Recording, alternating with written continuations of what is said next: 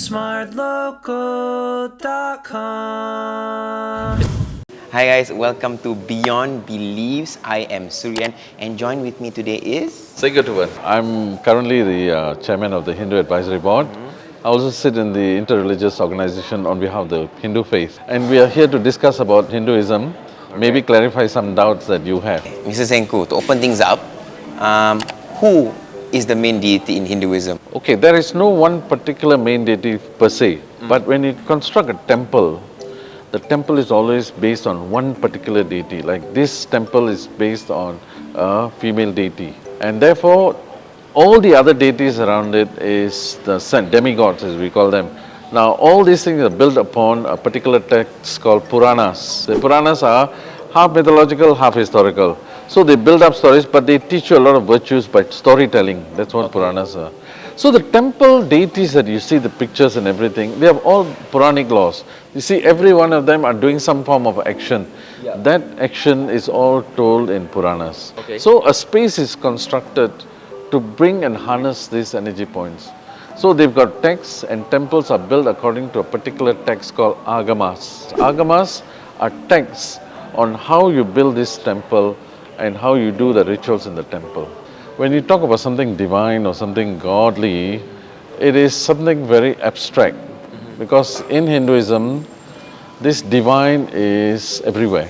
It's here, there, even inside.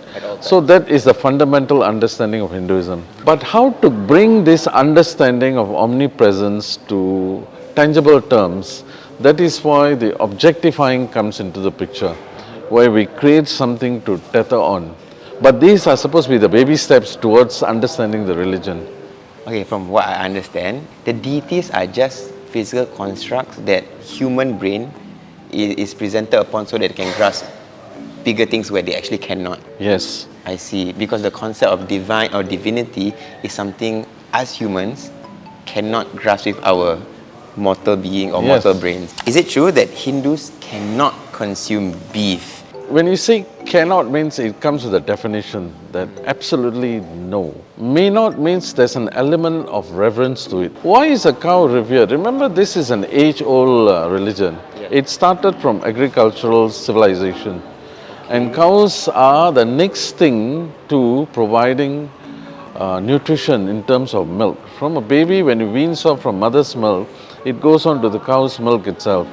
That is why we see it on the same plane as a life giver in terms of a mother. The mother gives life to the baby. So when we see it like that, we treat it with reverence. And that is why we take it sacred. So when you are taken up this path and we see it with reverence, we say that we can abstain from this meat. Because we pay respect, because it has given me the nutrition for me to grow. Why should I go back and eat that very meat? I got a lot of other choices. What happens after death for Hindus? Hinduism believes in reincarnation. Reincarnation. Reincarnation. Okay. So what dies is the body. Because the body was formed from this earth, whatever the matter is, so the body actually goes back. But the soul concept is the one which goes and carries on in another body. So that comes back in a reincarnation. If you do good things, that means if you earn good virtues, you get reincarnated to experience better things. If you do bad things, you have to come back to pay back that whatever bad things that you do. So you'll be experiencing pain itself. I wouldn't know what is good or better. What are some things that you can become? In Hinduism, the most elevated level of existence of a being is a human being. Okay. Because he's given an opportunity to think. And because he can think, he can choose. So therefore, he can choose to be good. And therefore, when you say about whether they can be reincarnated, we accept all beings the same. So he can be reincarnated into a maggot or a human being. How do Hindus pray? A prayer is a moment with God. And it is between the self and God. So a prayer always involves either a thought or an act of gratitude or reverence. The whole idea in Hinduism is the faith or the religion is very individual-centric. As we can see, it's pretty apparent. At this time of day, there are already people coming in, worshippers. I mean, it's been non-stop since we started shooting. So, is it like this every single day? Is it the time of the day matters also? Yes, because once the day starts early morning, lesser people, Then as the days goes on, you'll see a lot more, but because it's a work day, therefore you don't see as many as you see in weekends. Now if you come in the evenings, you'll see throngs. If you come on weekends, you see even more people here. So the volume keeps changing, but there's always a flow, and the flow gets heavier as the day progresses. I see.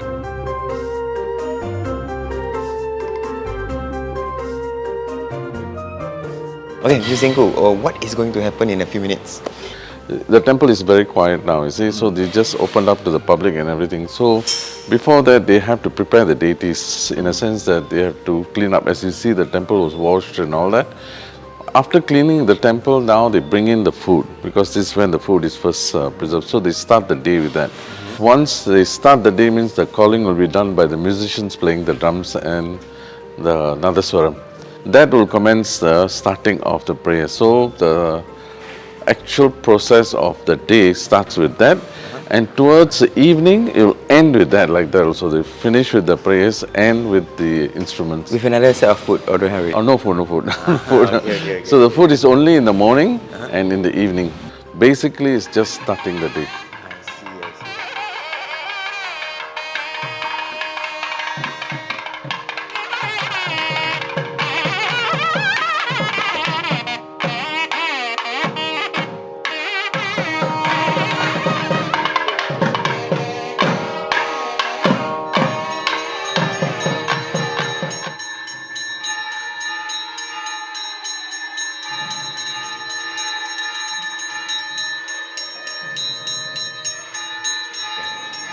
Okay, next question. What does the lamps or the diya, is it? Diya is where they kept in that clay container with the oil. It's called a diya. What do they signify? Fire has got this element of lighting up the place. In Hinduism, light is intelligence. Intelligence is divine. And that is why we pay a lot of reverence to illumination. That which illuminates, one is intelligence and the other thing is light. Is the flame always on 24/7? For us, divinity is 24/7. It's omnipresent. Yeah. And to signify that divinity, we always have one lamp alight all the time. So because this is a place of worship, despite the fact we close the temple in a physical sense, divinity is always alive 24/7. So we signify that divinity by keeping one flame alive always. Can a Hindu priest marry? Yes. Now, if you are talking about a priest, means those who are in the temples, right? Yes. Yes. They are all free to marry. They are supposed to, especially the chief priest, they are supposed to be married. They cannot be monks who vow to celibacy. Once you vow to celibacy, these rituals are nothing to them. Okay. So the priests are allowed to marry. There's no limitation. But the monks are not. They take up the vow of no more of this worldly life. They've given up the worldly life, so they don't keep things to themselves also. That is why they carry that pot to receive the alms and all that. It's because they don't own anything. The whole idea of taking up the monkhood is that I don't own anything. So the priest is different from the monks. So another question about the priests.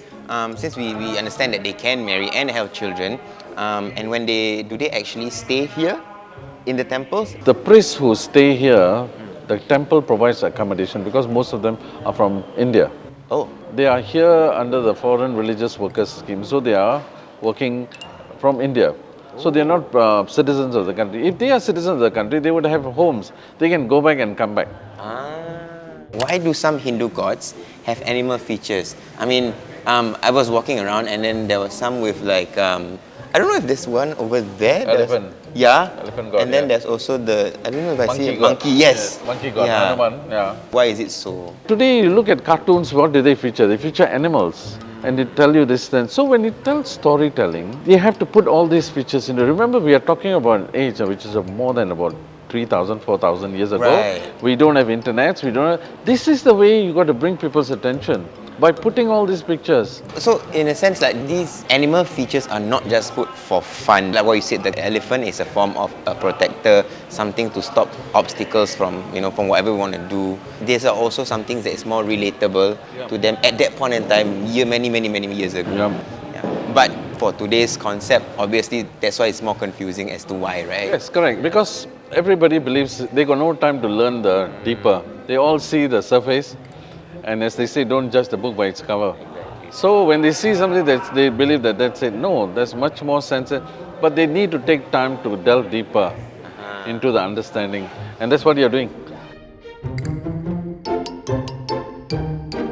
Suryan, this is the people tree, as in a P-E-E-P-A-L, people tree. Not me and you. Not you, not the people kind of people tree. So along with the people tree, you have the neem tree also. The neem tree with the sharp leaves, which has got a lot of bacterial, antibacterial qualities and all that. The most important thing is this people tree. You will find it in many temples, in Hindu temples, because the tree itself has got a lot of significance. You will find in India a lot of shrines and altars along the trees.